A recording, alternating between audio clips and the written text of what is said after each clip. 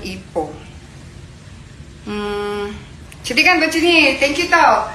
Baju ni khas Fitri yang buat. Korang pergi di custom lah.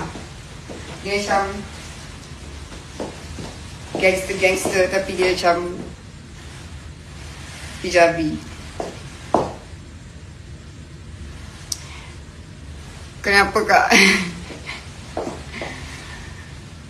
Saya suka baju-baju khas Fitri sebab dia oversize. Tapi dia still nampak apa?